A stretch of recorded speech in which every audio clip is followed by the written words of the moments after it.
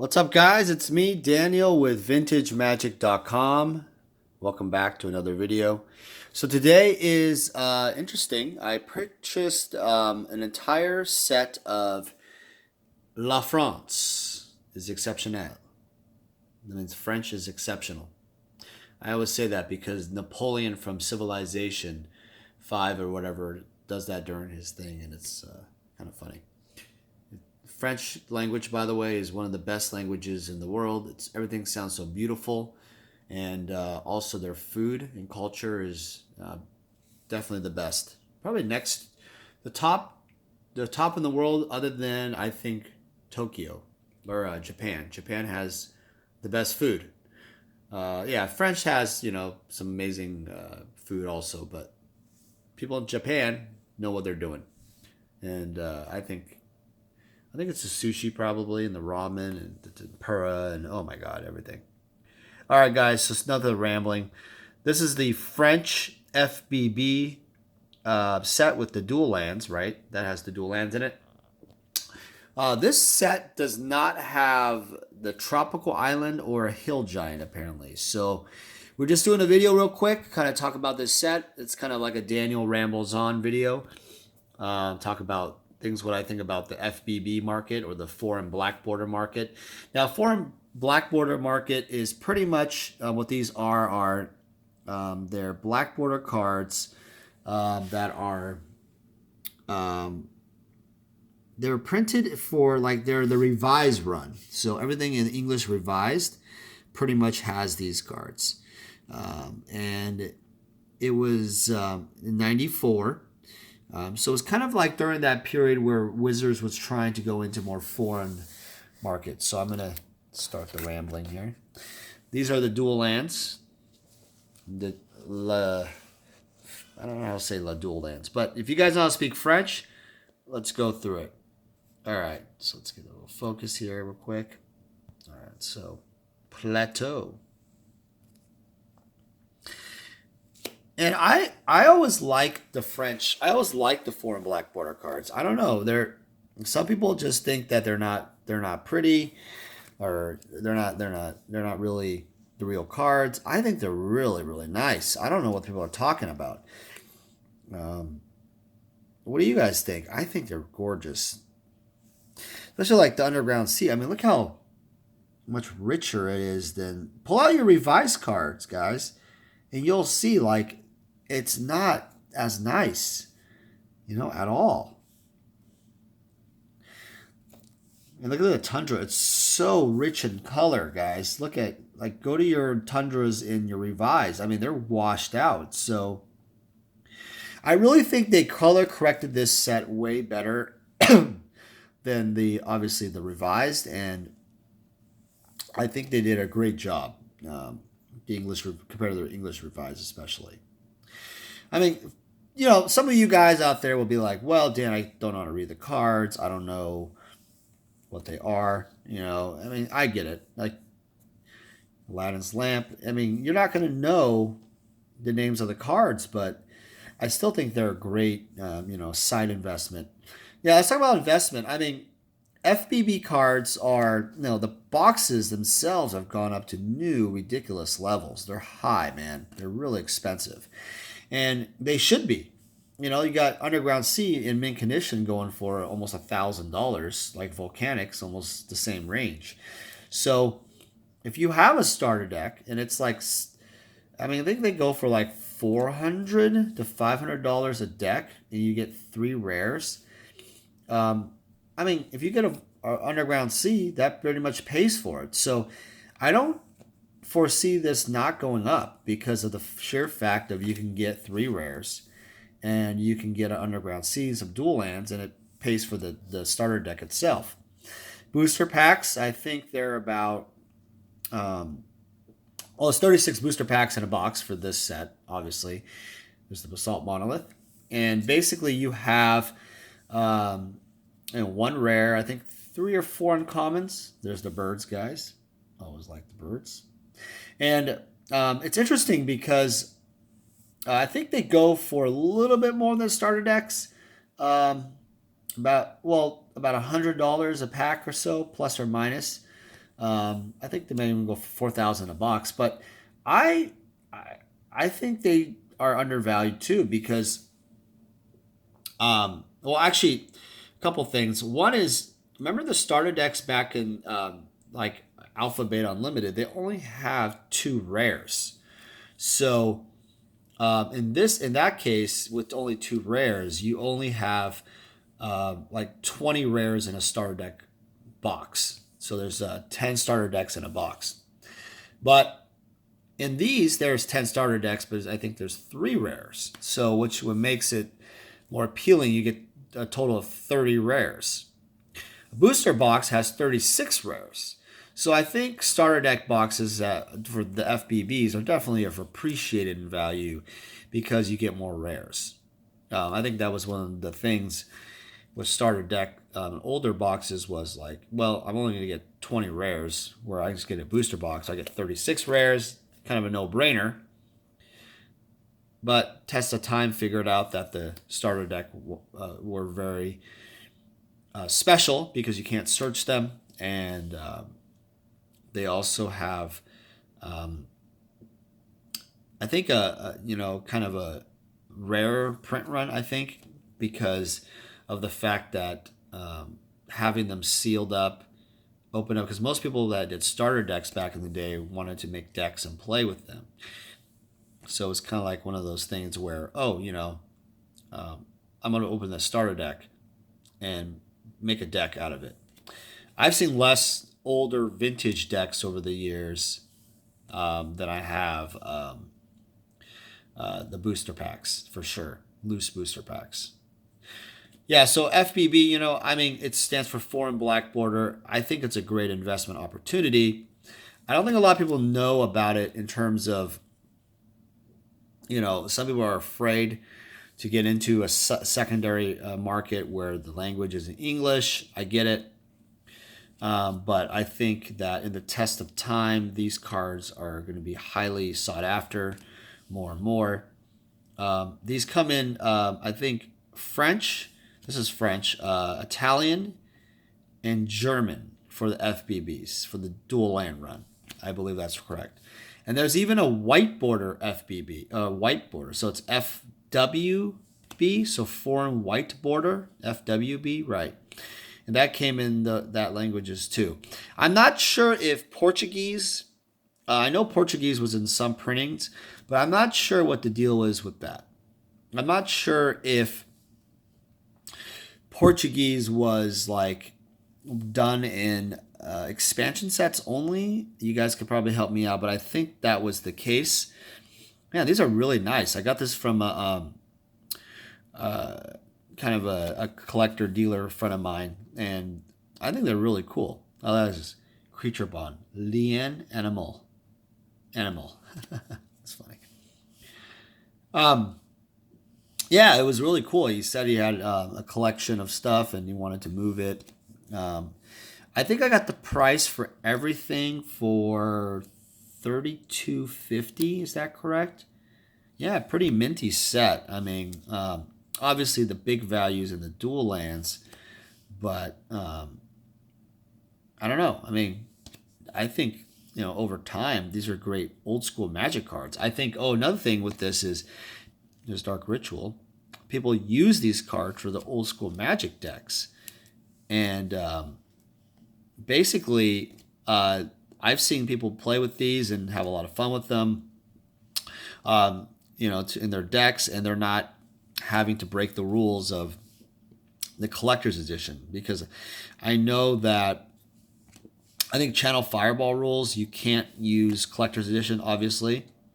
So I think you can use these foreign black border cards, which I think is a good alternative, and they're not as expensive. I mean, cards like this Disenchant, for example. If this was alpha, it'd be like $50 mint condition. It's a lot of money. So I think times have changed. Disrupting Scepter. I mean, this is a great example of, as this alpha, it'd be like $400 to $500, mint condition. This is probably, I don't know, $30, $20, something like that. So it has a great investment opportunity. I don't know the print run of this because I haven't seen much data on print runs of this set. Maybe you guys could help me and put in the link below print run amounts, but I haven't seen much data, so it would be interesting to know what is the data on that. I always like this card, Earthbind. Yeah, another great old school card, Earthquake. But this set encompasses like Arabian Nights cards like this. El Hajjaj. This is not a French word. It's, so this is an Arabian Nights card, Elvish Archers. And they basically incorporated like antiquities. This is Energy Flux. So this revised set, they basically put in a conglomeration of other cards without, it's kind of a reprint, I would say, but they made interesting. This is Eye for an Eye, Arabian Nights, Farmstead, the worst card in the world. But yeah, it's very interesting. It even has like Fast Spawn, for example, a really great card. And the black border, guys. What do you guys think? Better than the revised? Obviously, better than the revised. The downfall here is for someone that's learning how to play. You got to figure out what the cards are. But over time, if you play your decks, you can always pull up your phone and check it out if you're playing casual anyway. Who cares? I think it's pretty neat. Grading of these cards. Now, I have graded some of these cards in the past.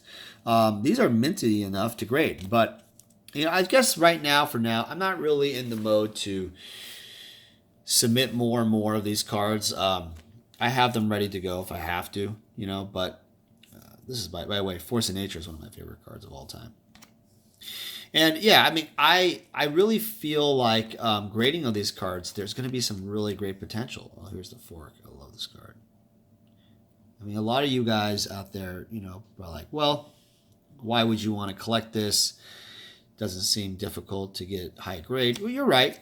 Some of these cards are, they come out really nicely, but, there's cards that are really hard to get. So I think there might be a potential.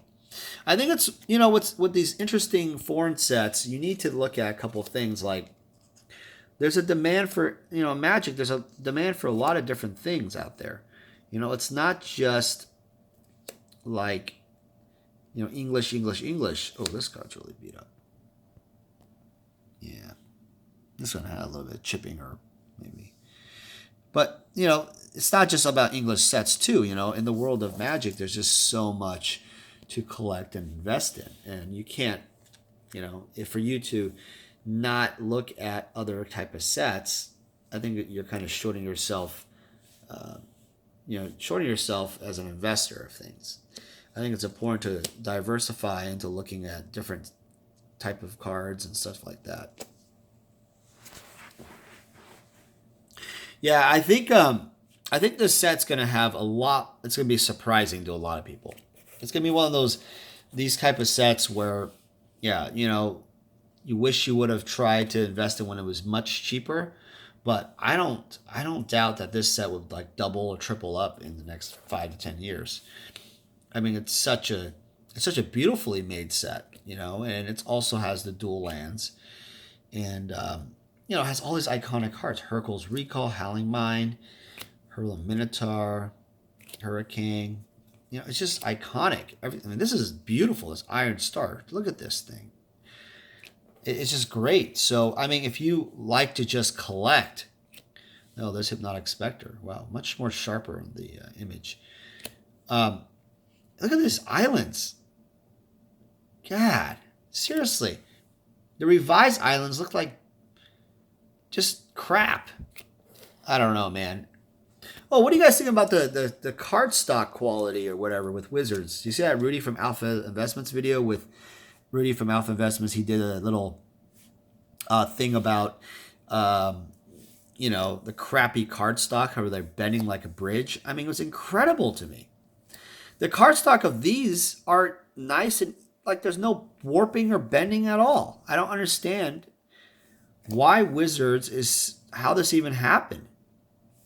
There's a lot of truth to that video. I don't think people understand that.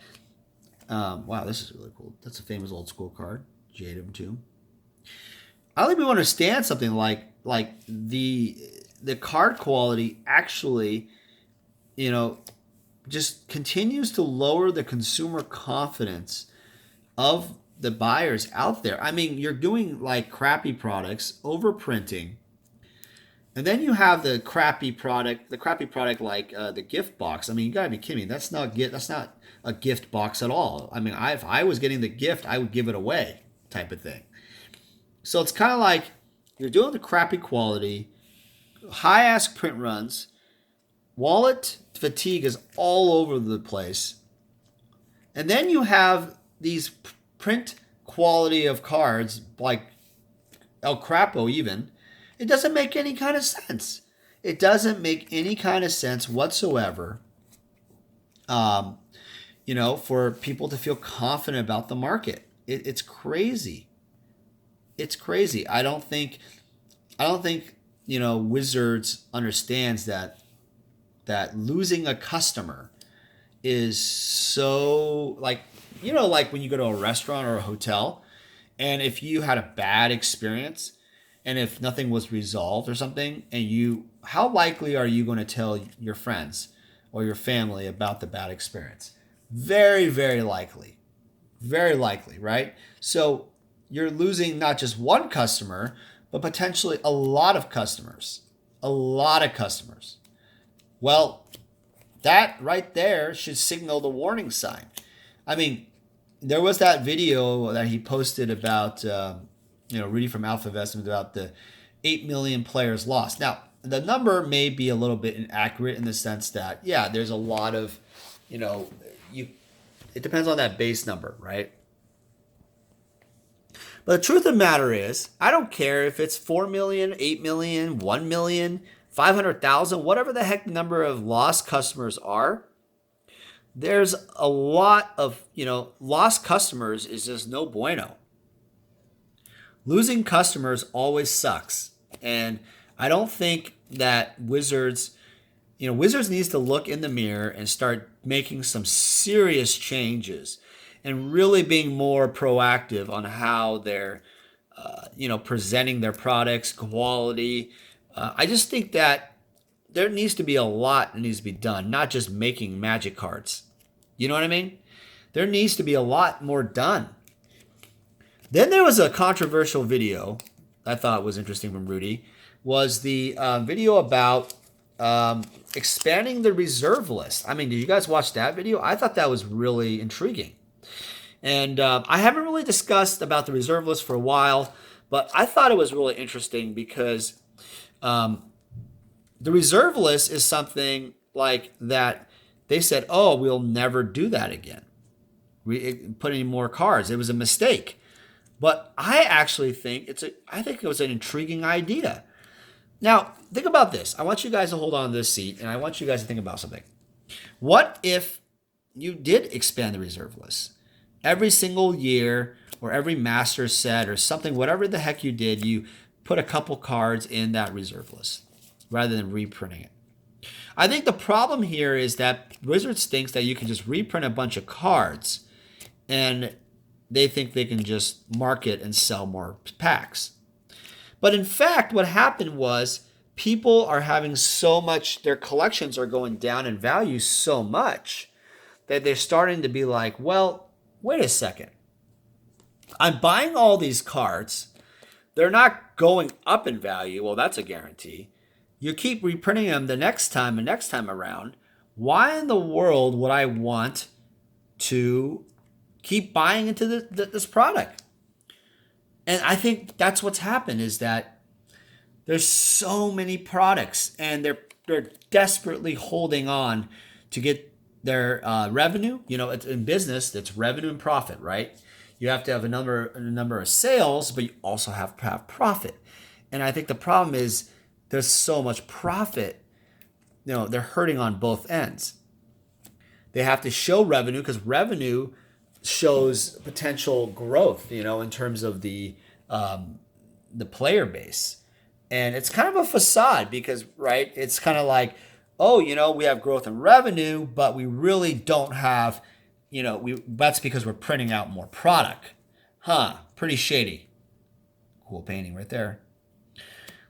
So, I mean, I don't believe it. I don't believe that Wizards is doing the right thing on that end. I think there needs to be a coalition of like relationship of not only with the LGS stores where they have sales reps or account managers or something. Now I think this card is cool, the Serendip with the real artwork. Revised does not have that, by the way. But that's what I'm saying is they should have a relation with the LGS stores where they can basically find out and discover, hey, you know, how can we grow the Magic base on your level? What is exactly missing? Also start from the, you know, also the print quality needs to improve without a reasonable doubt. I mean, that is like the key element, not just the cards, the game. The game is a cool game. Magic, people love to play Magic. It's the print quality that is the stupidest thing. It's kind of like saying, "Oh, I made you your burger, but I just decided to use crappier meat and kind of save some money." No, guys, that is not the way it works. Us, the consumer, knows when there's crappy burgers and crappy meat quality. We just know. And so I feel like there needs to be just an overhaul.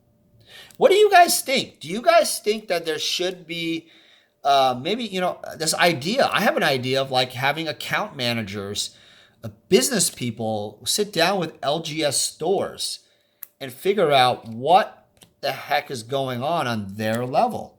Why are they losing money, right? Why are players not coming in? You know, and yeah, you're going to hear, well, the crap that you already know. Well, the products suck. You print too much of it. Got it. Check. But what else is it? Too many reprints? Maybe. I mean, think about this, guys. Think about from now till the end of time. They're going to reprint Termaggoyf to 10 times the 10th edition of it.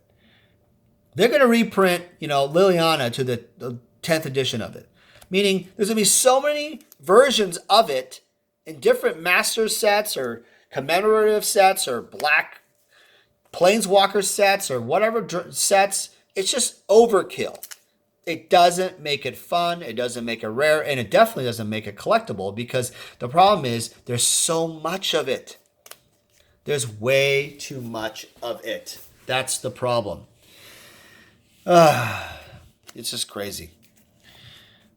All right, guys, we're in the tail end of this video. I hope you guys have enjoyed some of the rambling I've had on this. These some, you know, random topics. And you guys see some pretty FBB cards. This is a French set. I love this painting, by the way. This is the reason why I started Magic.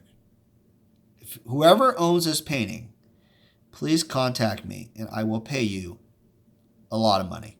I just love this painting. Yeah, I just feel like, you know, Magic in general, I think there's, you know, a state of just, you know, I think people are disillusioned. People really, you know, they love the game, they love the community, but they just don't understand why their decks and stuff are just worth nothing. Why everything they buy is just worthless. And I think that just comes down to the collectability.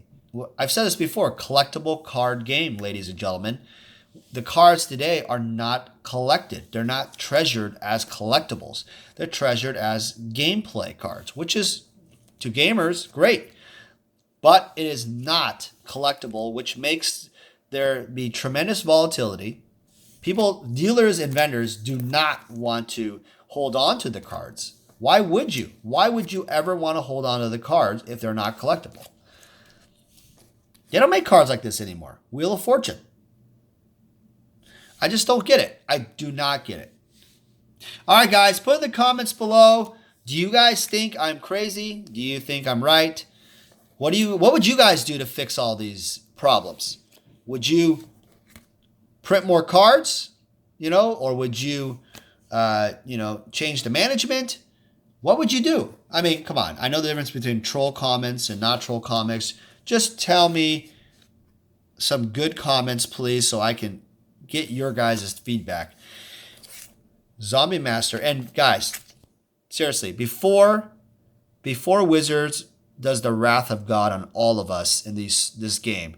Before they start destroying all of the entire game, please, for the love of God, write to your local Wizards customer service. I mean, I have a feeling if we go off and write to the local customer service of Wizards and we tell them, hey, please,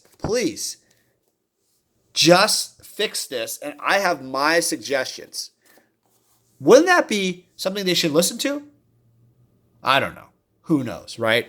Who knows? Maybe they never listen to us and they continue doing what they're doing. All right, guys, it's me, Daniel, with VintageMagic.com. Hope you guys enjoy the ramblings as I go through this FBB French set. Have a great week.